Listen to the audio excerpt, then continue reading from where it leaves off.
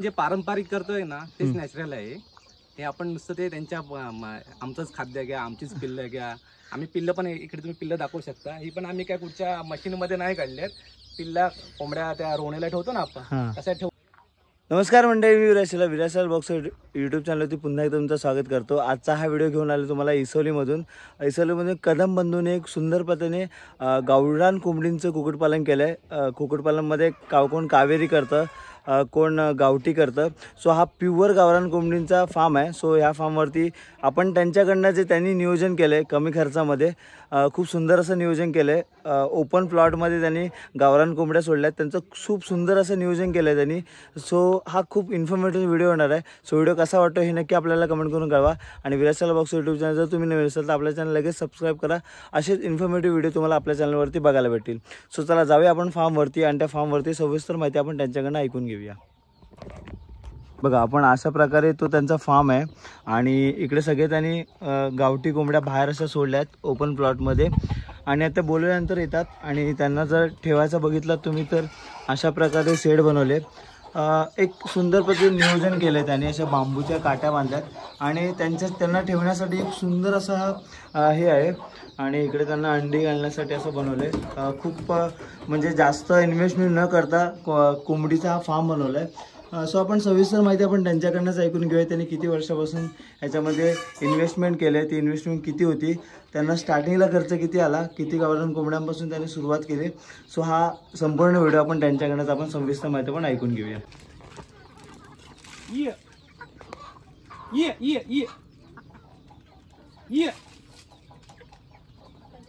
आता जस्ट भरपूर खाऊन गेले त्याच्यामुळे. नमस्कार, आत्ताच तुम्ही हा फार्म बघितलात. या फार्मवरती जे सर आहेत आपण त्यांच्याकडनं संपूर्ण माहिती आपण त्यांच्याकडनं घेऊन घ्या. सर, तुमचं सर्वप्रथम नाव आणि हा फार्म कुठे आहे? माझं नाव अनिल सुरेश कदम आणि हा फार्म आपला आहे लांजा तालुक्यामध्ये इसवली कोंडवाडीमध्ये. ओके. हा जर पट्टा बघितला तर पूर्ण कातळ भाग आहे. आणि ह्या कातळ भागामध्ये सुंदर तुमची बाग तर तुम्ही बनवलाच आहेत. आणि त्याच्यामध्येच हा एक त्या काजू धंद्याला जोडधंदा म्हणून हा तुम्ही कुक्कुटपालन चालवत आहे. आणि हा जो फार्म जर तुम्ही बघितला तर पूर्ण नॅचरल पद्धतीने केला आहे. कुठलीही इन्व्हेस्टमेंट जास्त केली नाही आहे. फक्त जर शेड पण तुम्ही बघितलं तर ते बांबूपासून अगदी नॅचरल त्यांना ठेवण्याचा प्रयत्न केला आहे. आणि मोस्ट ऑफ आपण जे कोंबडी ठेवतो ती बाहेरच ठेवतो. हो, बाहेर. म्हणजे जर आपण नॉर्मल फक्त 4-5 तास आपण त्यांना आतमध्ये ठेवतोय. हा, फक्त रात्रीच्या निवारासाठी आपण जसं घरी ठेवतो गावठी पद्धतीने पहिले सुरुवातीला लोक ठेवायचे झाकून. त्या फक्त आम्ही काय झाकत नाही, त्यांना असं बसायला रॅक केलं. त्या रॅकवर ते ऑटोमॅटिक जाऊन बसतात. बरोबर, कारण सर्व जर बिझनेस स्टार्ट करतात ते 1-2 लाख रुपये इन्व्हेस्टमेंट करतात आणि नंतर मग ते लॉस गेले की म्हणतात कुक्कुटपालन हा व्यवसाय चांगला नाही आहे. असं त्याच्याबद्दल काय सांगाल तुम्ही? नाही, कसं आहे माहिती आहे की आपण जे पारंपरिक करतोय ना तेच नॅचरल आहे. हे आपण नुसतं ते त्यांच्या आमचंच खाद्य घ्या, आमचीच पिल्लं घ्या. आम्ही पिल्लं पण इकडे तुम्ही पिल्लं दाखवू शकता. ही पण आम्ही काय कुठच्या मशीनमध्ये नाही काढल्यात. पिल्ला कोंबड्या त्या रोवणीला ठेवतो ना आपण तशा ठेवूनच पिल्लं काढले. नॉर्मल नॅचरल आहे. काही म्हणजे वेगळं असं ट्रेनिंग घेऊन काय करतात, इकडे ट्रेनिंग घ्या, तिकडे जा, ते करा, त्यांना लसीकरण करा, औषध द्या, आमच्याकडचे खाद्य द्या. ते काहीच नाही. मेन प्रॉब्लेम काय, खाद्याचा खर्च जास्त होता त्यामुळे कोण कुक्कुटपालन करत नाही. बरोबर. आता तुम्ही बघाल तर आम्ही साधं भात टाकतोय खायला बघा. बरोबर. मग त्यांच्या जर तुम्ही जर समजा कुठली अंड्यावाली कोंबडी असेल तर त्याच्यासाठी वेगळं फीड वापरता की तुम्ही हे सगळ्यांसाठी सेमच फीड? साधारण तुम्ही हा बिझनेस किती महिन्यापासून करताय? एक 6 महिने झाले आपल्याला. ओके, म्हणजे नवीनच स्टार्टअप आहे तुमचा. तर तुम्ही स्टार्टिंगला येणारे धक्के कुठले असतात? म्हणजे कुक्कुटपालनचा आपण करत असो तर स्टार्टिंगला येणारे तुमचे अनुभव कोणते होते? आता ह्या अनुभव म्हणजे बाकी आम्ही हे त्याचं फेन्सिंग वगैरे तुम्ही दाखवलं का? हो, नाही दाखवू आपण पुढेच. ते आम्ही केलं. त्याच्यानंतर आम्हाला मेन प्रॉब्लेम झाला की आम्हाला गावठी कोंबड्याच मिळत नव्हत्या. ओके. कारण का लोकांनी सगळ्या बंदच केल्यात. बरोबर, पाळायच्याच बंद केल्या. बरोबर. आपण जर खूप ठिकाणी बोलले कावेरी जात ही करतात, पण कावेरीपेक्षाही आपण प्युअर गावरान कोंबडीचा फार्म आहे. बरोबर. त्या फार्म बद्दल तुम्ही जर त्यांचं जर आता हे बघितलात, त्यांचं इकडचं वातावरण जर बघितलात तर तुम्ही काय सांगाल की कावेरी जात चांगली की गावरान कोंबडी चांगली? नाही, कावेरी जरी म्हटलं तरी पण ते संकरित झालं.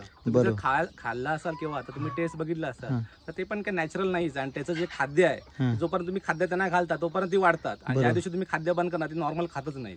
नॉर्मली 40 रुपये किलो खाद्य मिळतं तुम्हाला. बरोबर. आणि जर तुम्ही कॅल्क्युलेशन केलात की बाबा मी एक पिल्लू घेतलं 30 रुपयाचं आणि त्याला खाद्य घातलं तर ते शेतकऱ्याला काहीच मिळत नाही. ते सगळं खाद्यामध्ये पैसे इन्व्हेस्ट होतात. दुसरी गोष्ट तुम्हाला जर टायमामध्ये त्याला गिराईक नाही लागलं तर मग ते खाद्याचे पैसे खिशातून द्यावे लागतात. बरोबर. आणि दुसरी गोष्ट त्यांना ते रोगप्रतिकारशक्ती त्यांची कमी असल्यामुळे ना ते त्यांना रोगाचा पण जास्त त्रास होतो. लसीकरणाचा खर्च, औषधाचा खर्च, ते सगळे हे गावठीना काहीच नाही लागत. तर तुम्ही कोणी गावच्या माणसांना विचाराल तर ते काहीच नाही करत. बरोबर. म्हणजे त्यांना ना औषध देत ना काहीच नाही. नॉर्मल आपण त्यांना आपण असे बल्ब वगैरे पण काय नावलं हिटसाठी. कोंबडी असते त्यांना ट्रेनिंग देते काय खायचं काय नाही खायचं. बरोबर. आम्हाला काही सांगायला लागतच नाही. स्वतःच्या मनाने सांगतात, त्यांना ऊब देते, ती नॉर्मल नॅचरल होतं, एकदम नॅचरल. बरोबर. आणि दुसरी गोष्ट हे जे आपण जे हे खातोय संकरित खातोय ते खाद्य त्यांना केमिकल खायला घालतोय आणि तेच आपण खातोय ते आरोग्यासाठी पण धोकादायक आहे. ते आपलं नॉर्मल नॅचरल खाल्लं तर काही त्रास नाही. ओके. त्यांचं नियोजन बघाल तर बघा इकडे त्यांनी पिल्लांसाठी बनवलं, म्हणजे जी पिल्लं एकदम छोटी आहेत त्यांच्यासाठी सेपरेट सेट बनवले. बाहेर त्यांना असं ऊन उतरण केलंय आणि त्याच्यानंतर ते ऊन लागल्यानंतर इकडून दरवाजा ठेवला, ते आतमध्ये जाऊन निवांत अगदी बसतात. खूप सुंदर असं नियोजन आहे.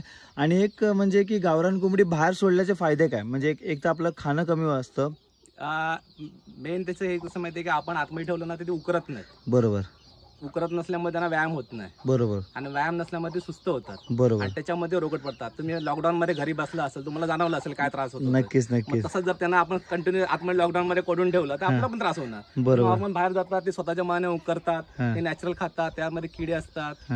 आता दुसरी बेनिफिट काय आहे की आमची बाग आहे त्याच्यामध्ये संडास करतात, ते त्यांना कंपोस्ट होतं, त्याच्यामध्ये काय किडी असेल ते खाऊन टाकतात. बरोबर. काय वेस्टेज काय होत नाही. त्याच्यामध्ये गांडूळ असतात, ते गांडूळ खातात. बघा इथे उकरलंय ते सगळं. बरोबर. नॅचरल राहतात. काही त्यांना म्हणजे काय त्यांना असं कोणलं असं वाटतच नाही. बरोबर.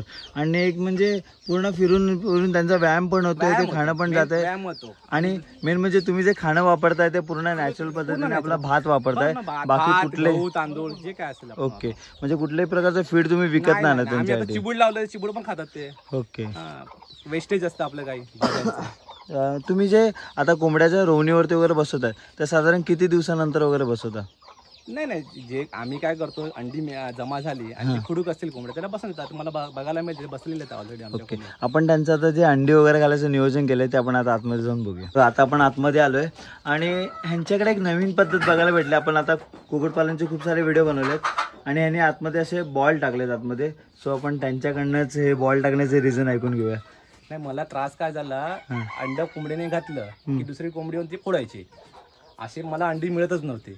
मग आता करायचं काय, आता मी ते बॉल आणून टाकले. तर ते पहिल्या दिवशी काय केलं, सगळ्या कोंबड्या येऊन त्याला चोचा मारायला लागले. काय बॉल फुटत नाही. मग त्यांच्या डोक्यात बसलं की याला चोच मारून काय फुटत नाही. आता ते अंड्याला पण फोडत नाही.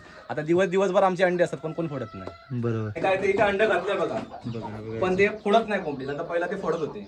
बरोबर. अशा प्रकारे त्यांनी म्हणजे एक कमी इन्व्हेस्टमेंट मध्ये तुम्ही शेड बनवलं. तुम्ही पाण्याचं पण बघाल ना तर पाण्याचं पण कसं येणार, टाकीचं कनेक्शन केलंय. बरोबर. आता नॉर्मली इथे पाणी पडलं की ऑटोमॅटिक मध्ये वाढतं. म्हणजे पाणी तुम्हाला दररोज भरायची पण गरज नाही. बरोबर. म्हणजे ते एक तुम्ही तिकडून कॉक पण समजेल त्याला. ते वॉश करायचं कॉक ड्रेन झालं ना ते ऑटोमॅटिक पाणी येईल. म्हणजे जास्त मोठं ते हे घ्या पाणी काढलं. बरोबर. अशा पद्धतीने पाणी ड्रेन झालं आता ऑटोमॅटिक नवीन पाणी यायला सुरुवात होईल. तिथे आपल्याला हात लावायची पण काय गरज नाही. ओके. खूप सुंदर त्यांनी नियोजन केलं. अशा प्रकारे त्यांनी एका कमी इन्व्हेस्टमेंटमध्ये शेड बनवले आणि कोंबडींना अंडे घालायला अशा प्रकारे इकडे बनवले. खूप सुंदर असं नियोजन आहे अगदी.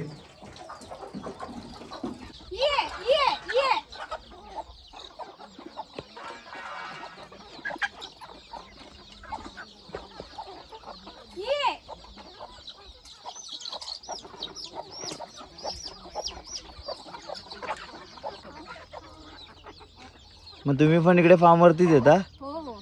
आम्ही लांजाला असतो, मुलांची शाळा असल्यामुळे मला दिवसभर यायला मिळत नाही. ओके. पण मग सॅटर्डे संडे आम्ही येतो. पण कसं वाटतं इकडे आल्यानंतर? मस्त वाटतं, हा? छान वाटतं पद्धतीने एकदम. हां.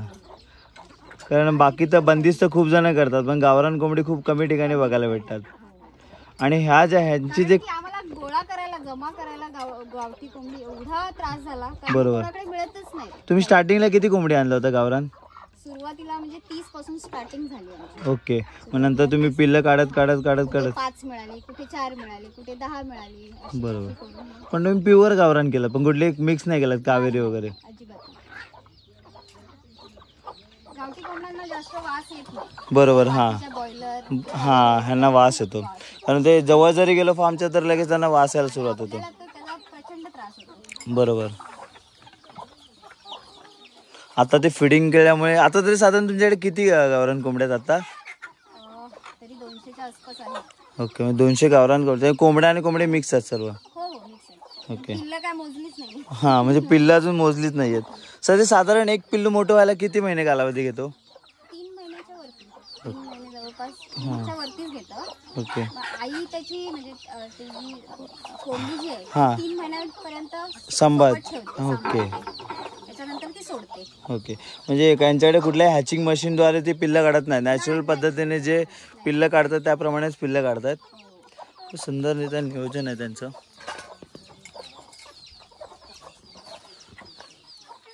आणि ज्या बिझनेसमध्ये गृहिणीचा हात लागतो तो बिझनेस नक्कीच वरती जातो. खूप ठिकाणी मी बघितलं असं. सुंदररीत्याने नियोजन सुद्धा आहे. हां बरोबर. त्यांना आता भूक नाही. ओके. कारण सगळी धावत येतात. बरोबर. आवाज दिला की पटकन आता ऑलमोस्ट 12 वाजल्याचं, सकाळ तुम्ही फिडिंग करत असाल त्यांना? केलेलं आहे. त्यामुळे करून ते गेले नाही. हां, त्याच्यामुळे आता ते सगळेजण येत नाहीत, ज्यांना भूक लागले ते येतात पटापट. हां, नाहीतर आम्ही खायला घालायच्या आधी आमचा आवाज ऐकला ना हां. ते धावत येतात, पाठून फिरतात. बरोबर. खूप मस्त असं नियोजन आहे त्यांचं. हे बघा, हे ह्याच्या बाजूने पूर्ण करंट लावलेत, म्हणजे कोण चोरी करू नये किंवा कुठलं म्हणजे साप प्राणी वगैरे कोणी आतमध्ये जाऊ नये, कोंबडी खाऊ नये म्हणून. आणि याचं संपूर्ण माहिती तुम्हाला एक सेपरेट ब्लॉगमध्ये भेटेल नक्कीच. आता आपण जो फार्म बघतोय ओपन प्लॉट असल्यामुळे इकडे घारींचं किंवा मुंगसांचं जास्त त्रास असतो, पण मुंगूस तर येऊ शकत नाही कारण आपण फेन्सिंगला करंट लावलाय. तर हा कागद टाकण्याचं रिझन काय? कागद आहे प्लस इकडे आम्ही आरसे पण लावले, तुम्ही बघू शकता. हां, हे बघा. याच्यामध्ये काय होतं, वरून जे सनलाईट पडते ना त्याला रिफ्लेक्ट होतं. बरोबर. त्याच्यामुळे वरून घार जी बघत असते त्या घारीला काहीच दिसत नाही. त्याच्यामुळे घार खाली येतच नाही. बरोबर. त्याच्यामुळे ते घारीचा त्रास कमी होतो. ओके. म्हणजे असं एक छोट्या छोट्या टेक्निक लावून तुम्ही हा फार्म म्हणजे फार्म आम्ही हँडल असं करता? कुठे हे नाही केलं की बाबा आता हे काय करायचं, बरोबर. आता हा प्रॉब्लेम आला तर काय करायचं. आता इथे पण तुम्ही बघाल ना तर याच्या खालून पण मुंगूस येत होतं. ओके. तार लावले होते ना त्याच्या खालून पण मुंगूस येत होतं. बरोबर. खाली आम्ही पूर्ण त्याला कॉन्क्रीटच करून टाकलं. आता गॅप कमी झाला, त्या गॅप मधून आता येऊ शकतो. ओके. आता बघाल तर तुम्ही फेन्सिंगला पूर्ण करंट आहे, ह्या करंट मार्फत कुठलाही प्राणी ह्याचं लायसन घ्यावं लागतं? हो, हे तर लायसन आहे. दुसरी गोष्ट हे पल्स मध्ये लागतं. कुठच्याही प्राणी याच्यामध्ये मरत नाही, पण त्याला झटका बसतो. झटका बसून तो निघून जातो, पण मरत नाही. बरोबर, कोणीच मरत नाही. ओके. खूप सुंदररीत्याने त्यांचं नियोजन आहे. हा अशा प्रकारे त्यांचा फार्म आहे. आणि आजूबाजूला तुम्ही भाजीपाला सुद्धा केलाय जोडधंदा म्हणून, पण विकण्यापेक्षा घरी जरी खायला भेटलं तर ते एक भाजी. विकला पण ना, आम्ही विकला ना, लांजाला विकला. मी लांजाला होतो दररोज मी कार मधून टाकून घेऊन जातो. ते आजूबाजूला शिक्षक ते घेतात. बरोबर. आपलं नॅचरल पद्धतीने कुठल्याही रासायनिक खत नाही वापरले, काहीच नाहीये. ओके. खूप सुंदररीत्याने नियोजन केलंय त्यांनी असं फार्मचं. आता आमची सुरुवात आहे, अजून तुम्हाला वर्षभरामध्ये अजून परत काही बघा. नेक्स्ट गणपतीला आपण नक्की यांच्यावरती 26 व्हिडिओ बनवू, त्याच्यामध्ये खूप सारी कोंबडी असतील त्यांच्याकडे. अजून पण मला बरंच याच्यामध्ये काम करायचं. ओके. आणि आपल्या चॅनलकडनं नक्कीच त्यांना एक सपोर्ट असेल की कधी तुम्हाला कुठलीही गरज लागली तर नक्की आम्ही तुमच्यासाठी हजर असो कधी. सो खूप सुंदररीत्याने नियोजन केलंय. सो नक्कीच आपण पुढच्या वर्षी एक संपूर्ण माहिती व्हिडिओ बनवूच, तेव्हा खूप मोठा प्रोजेक्ट व्हावा ईश्वरचरणी त्यांच्याकडे प्रार्थना. आपण तुम्ही हा पहिले तुम्ही मुंबईला राहायचात बरोबर, मुंबईवरून तुम्ही गावाला येऊन हा सुंदररीत्याने म्हणजे खूप तुम्हाला मानलं पाहिजे, मुंबईला राहून सुद्धा तुम्हाला हे बिझनेस आयडिया सुचतात. प्रवाहाच्या विरुद्ध होत आहे. बरोबर. नॉर्मली गावावर मुंबईला जाता, आम्ही मुंबईवरून गावाला आलोय. ओके. तुमचं शिक्षण काय झालं? प्रथम 10वी झाले. 10वी नंतर तुम्ही कोर्स केलाय? नाही, काही नाही. मी पहिले इलेक्ट्रिशियनचं काम करायचो. ओके. कुठे? मुंबईलाच? हा, मुंबईला. इलेक्ट्रिशियन करता करता सीसीटीव्ही शिकलो, नंतर ऍक्सेस कंट्रोल शिकलो, फायर अलार्म शिकलो, आयटीचं करायला लागलो. नंतर आम्ही मोठे मोठे प्रोजेक्ट घ्यायला लागलो. पण सध्या लॉकडाऊनच्या नंतर काय झालं, बऱ्यापैकी प्रोजेक्ट डाऊन झाले. आता काहीतरी जोडधंदा म्हणून आपण, आणि मला कंटाळा बोरिंग झालं मुंबईला. पहिली गोष्ट, आपल्याकडे कार असून आपण वापरू शकत नाही, बाईकने फिरा, कंबार हे करा. त्यापेक्षा म्हटलं काय तर थोडंसं वेगळं करूया. पण तुम्ही आता हा 6 महिन्यापासून तुम्ही एक कुक्कुटपालनचं करताय, मग तुम्हाला काय वाटतंय, तो बिझनेस चांगला होता की हा बिझनेस चांगला आहे? पैसे त्याच्यामध्ये जास्त मिळायचे हा. ते समाधान नाही मिळायचं. ओके, सुख ते भेटत सुख नव्हतं. नाही. पैसा Normally आपण पैसा ते- तर आपण कमवतच असतो. ऑक्सिजन नाही, हा. काय उठा पळा, ट्रेन मला एवढ्याचीच आहे, बरोबर. मला गर्दीमध्ये चढायचं आहे, ओके. नाही चढलं तर मला ते हे होणार, मला मेल करायचं आहे, बरोबर. Quotation मेल करा, मग ते आजच आला नाही, तेच नाही आलं, मग पीओ नाही आला, ओके. ते हेडेक नको आता. आणि मेन म्हणजे प्रथम कोकणामध्ये तुम्ही कुठला व्यवसाय करता तर सर्वात मोठा इश्यू येणारा तो म्हणजे कामगार. हा. सो तुम्ही कामगारांना एक काय सांगाल, म्हणजे कामगार जर माझं कोण एक तुमच्या माध्यमातून मला असं सांगायचं आहे की जे आता मुंबईला काही मुलं आहेत, विरारला राहतात, विरार, नालासोपारा, हा त्या साईडला मोठं ट्रेन मधून प्रवास करतात, हाऊसकीपिंगची नोकरी जॉब करतात, 12-13 हजार रुपये पगार आहे, ते न करता जर ते गावामध्ये आले, आपण त्यांना मोफत ट्रेनिंग देऊ, त्यांची राहायची पण व्यवस्था करू, पण तुम्ही इथे येऊन काहीतरी करा, कारण का जी गावाकडून जी माणसं चाललेत मुंबईला परत येऊन देत गावात, येऊ देत गावाला, कारण का नाही तर वसाड पडलेत आपली पूर्ण. ओसाड पडले आणि तेच बाहेरचे येऊन तिकडे मोठे मोठे प्रोजेक्ट बनवतात. मोठे लोक करतात इथे. खरंच. तुम्ही जर इकडे बघाल लांजाला त्या साईडला सगळे ते मारवाडी ते मोठे मोठे दुकान टाकलेत. खरंच, आता यांचाच एक मित्र आहे, माझे भाऊ आहे, तो बोलतो माझा एक मित्र आहे, तो बोलतो माझा लांजामध्ये जैन आहे, 40 वर्षापासून माझं दुकान आहे, आणि आपण मुंबईला झालो, आपण मुंबईला मुंबईचे इकडे येऊन जागा घेतात आणि आपण मुंबईला जॉब साठी चाललोय. पॅक केलं. तुम्ही लांजा ह्याला कुठे जर बघाल तर आपल्या जागा शिल्लकच नाहीये. बरोबर. मी शोधतोय, मला 4 गुंठे पाहिजे, मला मिळतच नाहीये. ओके. आणि तुम्हाला कामगारची गरज आहे. मी तर तेच सांगतोय की तुमच्या माध्यमातून जर कोण असेल, मी माझा पाहिजे तुम्हाला मोबाईल नंबर देतो, हा. तर मला हे करा आणि काहीतरी नवीन करा. बोरिंग लाईफ नका जगू. तुम्ही आता गावरान कोंबडीची प्राइस काय म्हणजे तुमच्याकडे आता समजा एक नग जर विकायचं म्हटलं तर? नाही, मी सध्या विकत नाहीये, कारण की मला अजून वाढवायचं आहे. मला माझं टार्गेट आहे, मला 10,000 कोंबड्या करायची, बरोबर. आणि त्याच्यानंतर मी विकणार आहे. ओके, मग 10,000 म्हणजे तुमचं प्रोडक्शन वाढवायचं, तुम्हाला आता प्रोडक्शन वाढवायचं. फक्त आम्ही काय करतो, जे कोंबडे असतात ना हा. ते कमी करतो, कारण की कोंबडे जास्त झाले की ते एकमेकाला बरोबर. हा. त्याच्यामुळे त्रास होतो. कोंबड्या आम्ही विकतो, कोंबड्या नाही विकत आम्ही. ओके, म्हणजे नर तुम्ही काढून टाकता, फक्त माद्यांचं तुम्हाला प्रोडक्शन वाढवायचं आहे. बरोबर. मग त्याच्यामध्ये तुम्ही शॉर्टिंग करता की छोटी पिल्लं वेगळी की मोठी पिल्लं की सगळ्यांना एकत्र सोडता तुम्ही? नाही, एकत्र फक्त पिल्लं आहेत ना छोटी, त्यांना आम्ही नाही एकत्र, कारण की दुसरी मोठी कोंबडी त्यांना मारतात ना, बरोबर. आम्ही वेगळं ठेवतो. बरोबर. खूप सुंदर रीतीने नियोजन आहे त्यांचं, खूपच मस्त असं प्लॅनिंग आहे. सो आजचा हा व्हिडिओ तुम्हाला कसा वाटला हे नक्की आपल्याला कमेंट करून कळवा. आणि विराशाला बॉक्स यूट्यूब चॅनल जर तुम्ही नवीन असाल तर आपल्या चॅनल लगेच सबस्क्राईब करा. थोड्या दिवसांनी आपण एक नक्की इन्फॉर्मेटिव्ह अजून मोठा व्हिडिओ बनवू, कारण आता त्यांच्याकडे 200च कोंबड्या आहेत. काही दिवसांनी अजून त्या प्रोडक्शन वाढतील 2-3 महिन्यानंतर, तेव्हा अजून एक सविस्तर व्हिडिओ बनवेलच. सो तुम्हाला कुठल्याही प्रकारचे कोंबडा किंवा कोंबडी जर पाहिजे असेल तर डिस्प्लेचा नंबर दिसतोय त्या नंबरला नक्की कॉन्टॅक्ट करा.